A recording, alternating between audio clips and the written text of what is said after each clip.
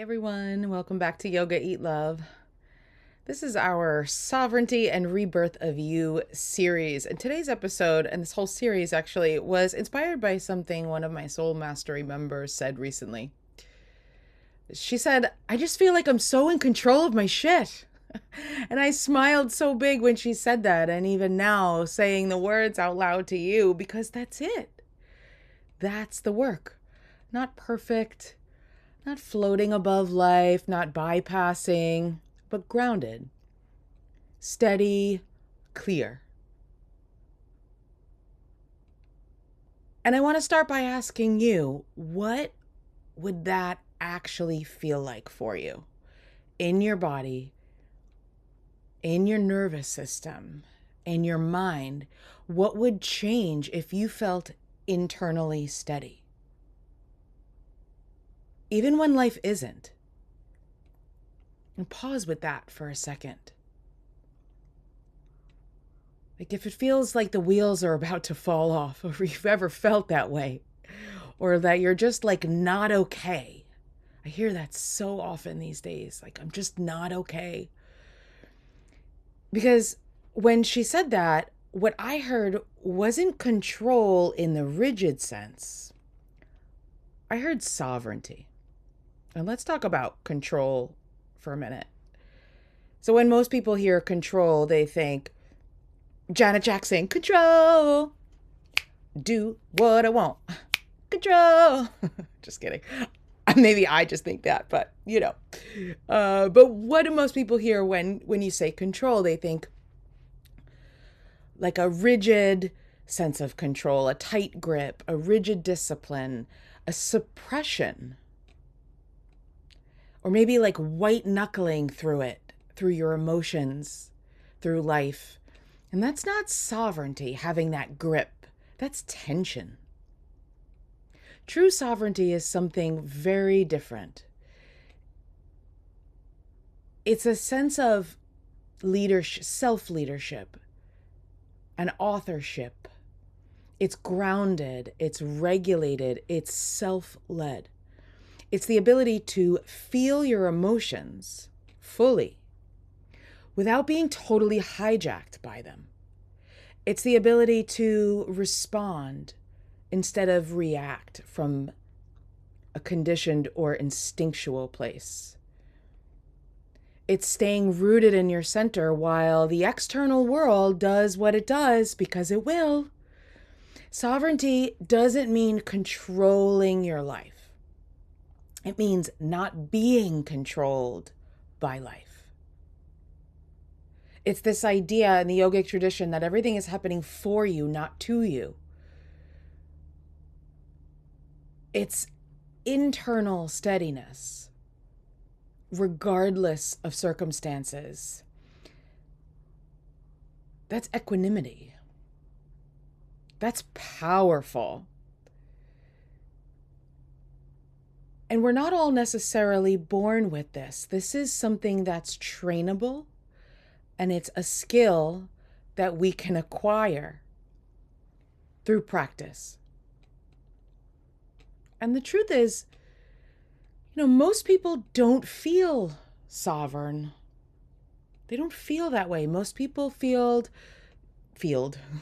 most people feel pulled. And myself included, I used to feel this way a lot. And it shows up every now and again, but I have my practice, and that keeps me steady. So most people are pulled. I'm having a tongue twister day. Most people feel pulled. They're pulled by their mood, pulled by their energy levels. They're pulled by stress. Pulled by distraction, pulled by the news cycle, pulled by social media, pulled by other people's expectations. And we live reactively. We wake up and check our phone. We wake up and check our social media. We wake up, we turn on the news. We let our inbox and the world around us dictate our state of being. We let our hormones dictate our patience. We let our schedule dictate our breath. Have you ever found when you look at your schedule that you are so busy and you have so many things to do and you find yourself not even breathing? Right, then what happens? When we feel off, we search externally. We search for something that's going to make us feel better. Another podcast, another vitamin or supplement, another productivity hack, another purchase. We go to our Amazon cart or save for later and we're like, oh, what else can I buy? Another distraction. We've been conditioned to believe that the solution is somehow outside of us. But sovereignty, that sense of self-leadership, can't be bought. It can't be downloaded. It can't be hacked in a weekend. It has to be cultivated. And this is so important. This idea of sovereignty, this feeling like you're so in control of your shit, this self-sovereignty is actually a practice-generated state. Right? Sovereignty is not a personality trait. It's not something you either have or don't have. It's not about being naturally disciplined. It's not about being type A or being spiritually evolved. It's not just mindset work either. And mindset matters. Sometimes it's the secret sauce. However, mindset without nervous system regulation, what does that look like? That's just positive thoughts and affirmations while your body's still stuck in fight or flight. And true sovereignty is built, it's cultivated through practice, through nervous system work, through the breath, through meditation and stillness, through intentional movement, through awareness. It is state training. When you regulate your nervous system consistently, you're training your state of being to calm. When you sit in stillness consistently, you're training the state of the mind to get comfortable in that stillness. When you move your body consciously, consistently, you're training your state of being. When you build awareness around your patterns, you're training your state, and something shifts. You stop being tossed around internally. You become steady. The wheels don't feel like they're going to fall off at any moment. And when you feel steady, your decisions change. Your relationships change. Your relationship with yourself, your relationship with your husband or wife, girlfriend, boyfriend, your relationship with your parents, your family, your friends, your relationship with strangers, your boundaries change. You'll feel the boundaries and be able to communicate them better and with kindness and purpose.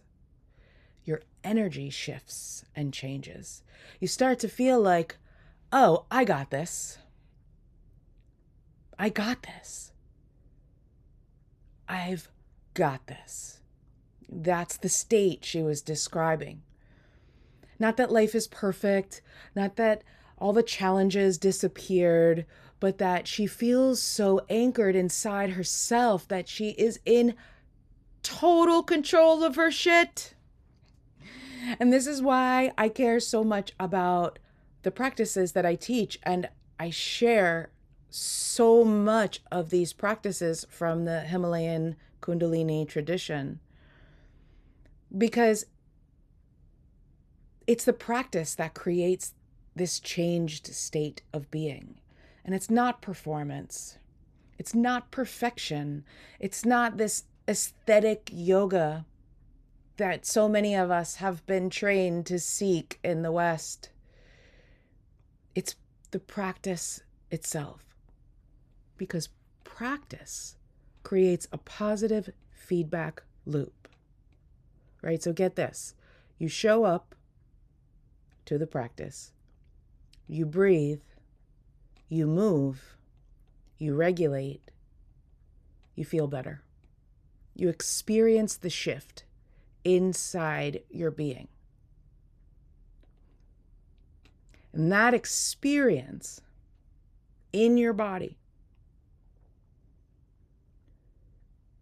creates glimpses of transcendence. That's the shift. Where you transcend out of the state that you're in into another state. You practice, you show up. You breathe, you move, you regulate, you feel better. That's your experience. Your experience creates the shift, that transcendent state, where you actually feel the weight lift, like you can rise above, and not in a floaty sense, although sometimes it does feel floaty. Not that I'm better than you, rise above. It's not a hierarchical rise above. It's within yourself, this shift, that you have perspective and you can see things for the way they really are and you feel them in your body. That's the experience. And that experience and that transcendent state makes you want to practice again. That's the loop. Practice, experience, transcend. And that transcendent state yields empowerment. Practice, experience, transcend. More practice is the loop, right? That transcendent state, that feeling of empowerment, the feeling of, I am so in control of my shit. I totally get it now. I see it now. I can feel it now in my body. Makes you want to practice more. And then you go back into this positive feedback loop. Practice, experience, transcend, more practice. Experience the shift, transcend, empowerment, more practice, experience, transcend, more practice. And over time, this idea of sovereignty becomes less of an effort. It's not a push. It actually becomes your baseline, where you walk tall, like regal. I'm so in control of my shit. But here's the thing, consistency matters. You can feel this in a one-off practice, but it builds, right? So the more consistent you are with your practice, the more this sense of sovereignty starts to become who you are. And you can't think your way into it, right? You have to embody your way into it. That's the practice. And embodiment requires repetition. It's like a muscle, right? One workout at the gym doesn't make you ripped. It's consistency over time and repetition. And it's small bites, right? It's small practices. You start small and you build over time, just like lifting weights. You start with small weights, small little bites, and you build over time with sustainable rhythm, returning again and again.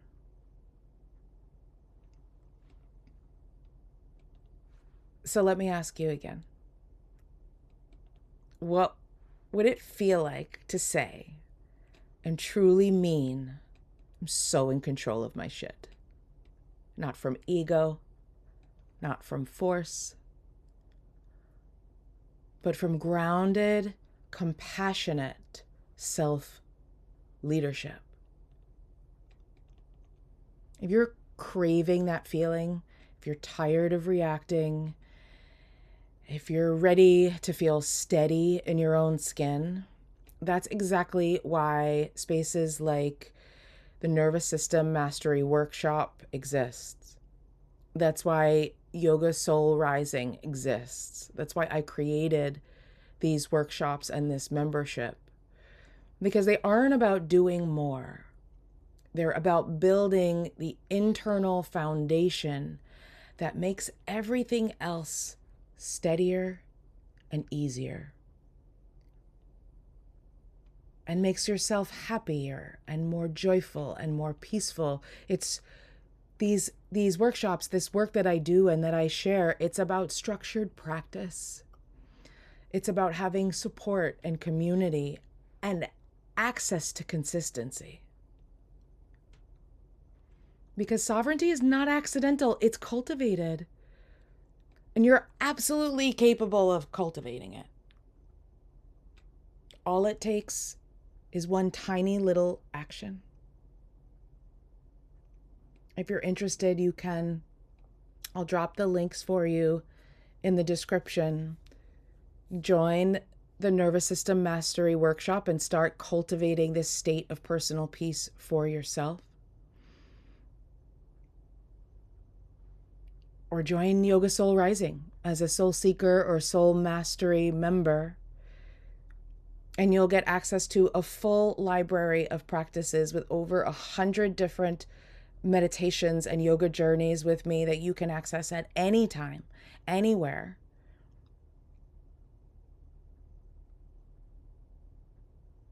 Because you matter. And I want you to feel like you're so in control of your shit. So thank you for being here with me today. Take a breath, feel your seat, feel your body. And remember, you always and already have the reins. You just have to practice holding them without gripping.